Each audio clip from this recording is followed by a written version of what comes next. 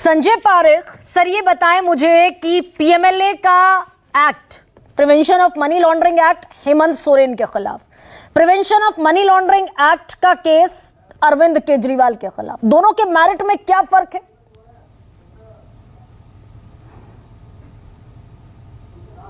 Sir unmute करना पड़ेगा उससे अनम्यूट।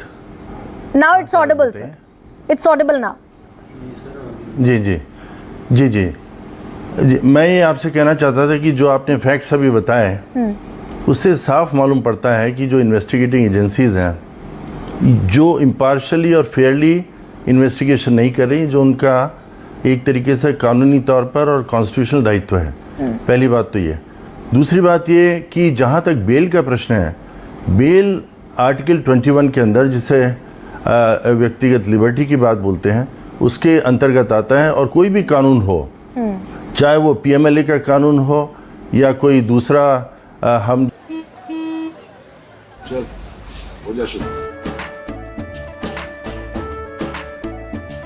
केसरिया से मन जोगी हुआ रे, दिल झूमे देखो पतवारा हुआ रे, दिल झूमे देखो पतवारा हुआ रे। हर पल मनाओ केसरी त्योहार। विमल बोलो जुबान केसरी।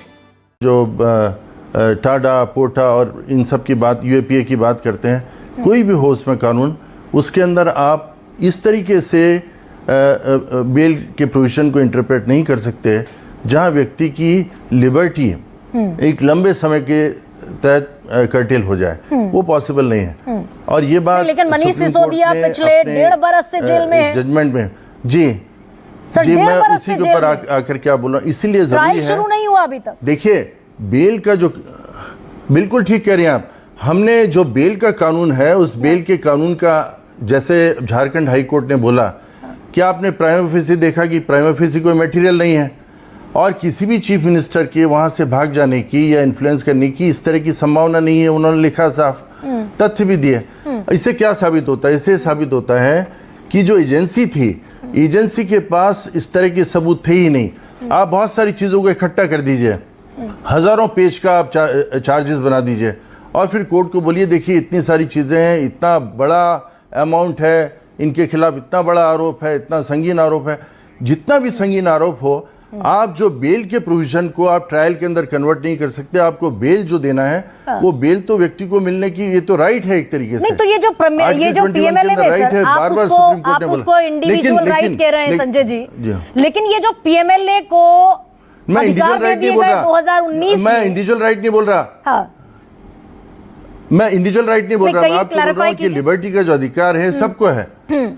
हाँ, आर्टिकल 21 के अंदर जो लिबर्टी है, वो लिबर्टी की, आप लिबर्टी को कर्टेल करना चाहते हैं अगर किसी ऑफेंस किसी के खिलाफ लगा करके, तो जो कर्टेलमेंट है वो एक रीजनेबल पीरियड तक चल सकता है, अनरीजनेबल नहीं हो सकता। तो ये पॉलिटिकल दिखता है क्या आपको संजय पारेख? है ये पॉलिटिकल दिखता है भाई, हम पीएमएलए को इतना सख्त कानून बना दें कि कहीं भी बिना वारंट के गिरफ्तारी कर लेंगे, संपत्ति को सीज कर लेंगे, किसी को भी अरेस्ट कर लेंगे।